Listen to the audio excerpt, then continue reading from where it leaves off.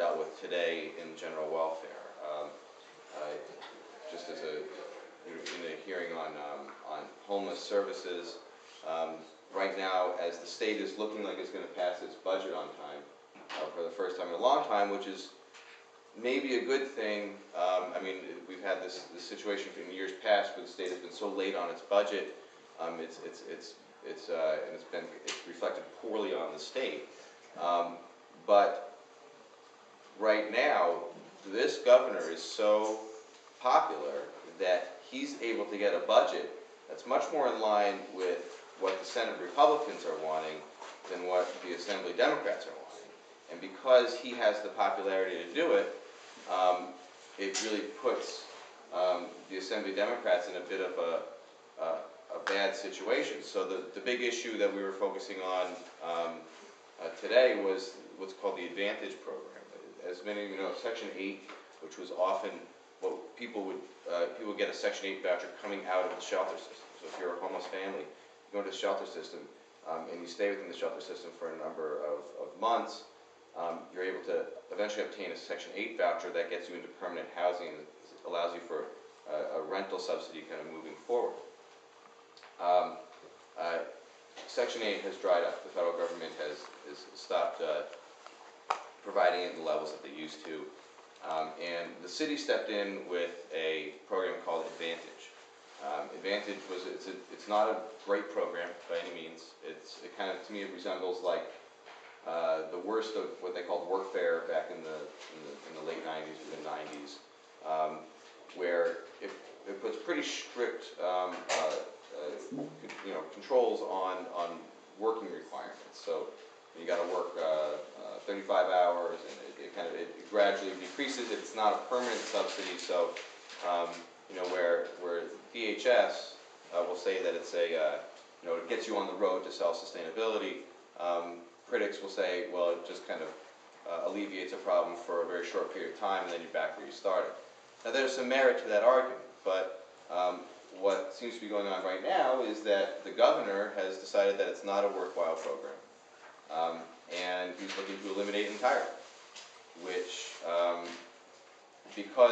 so the program basically it's about 50% state funded, 25% federally funded, and 25% city funded.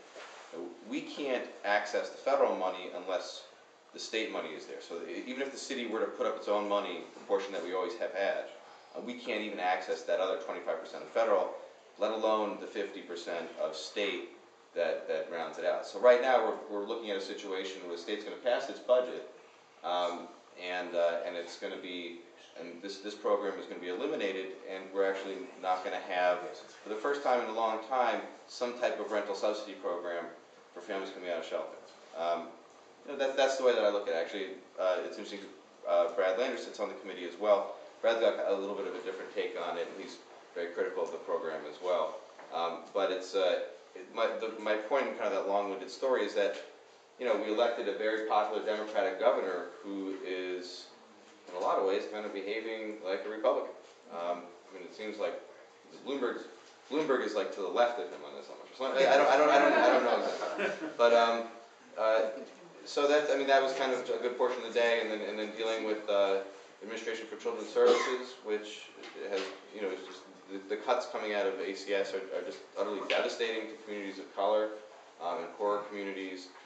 They're eliminating publicly subsidized daycare to the point where it no longer exists as I don't think that it's a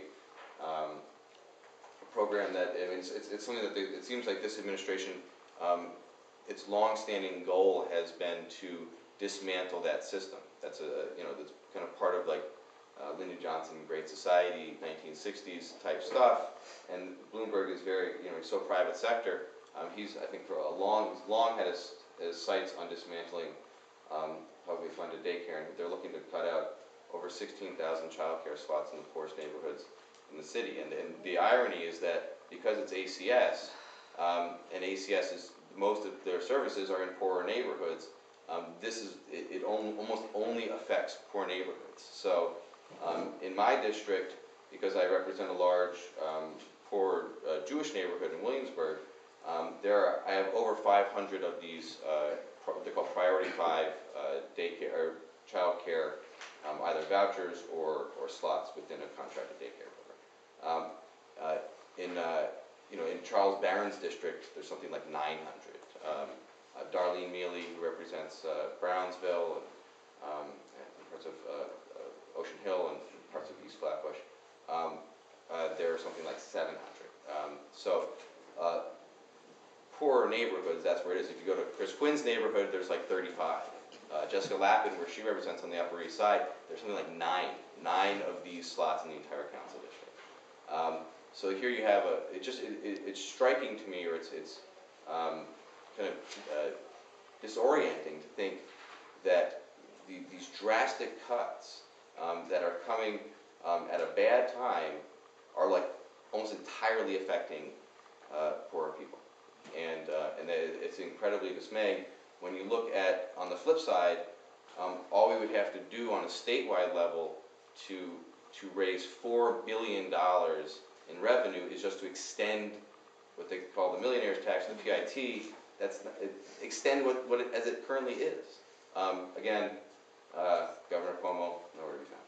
Mayor Bloomberg, nowhere to be found. So it seems like there's kind of this moral morass that is kind of dictating the terms as we go forward as a city and a state. And so it's, I enjoy kind of what we're able to do on the council, and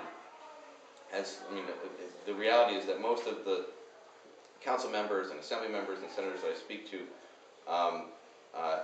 and most of kind of community leaders that I speak to, we're all kind of on the same page with this stuff.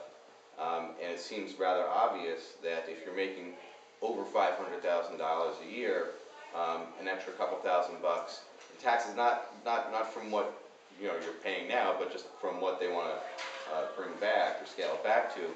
I think that's the type of, you talk about like shared sacrifice. It's kind of beyond the pale. But that's capitalism in New York City in 2011. So.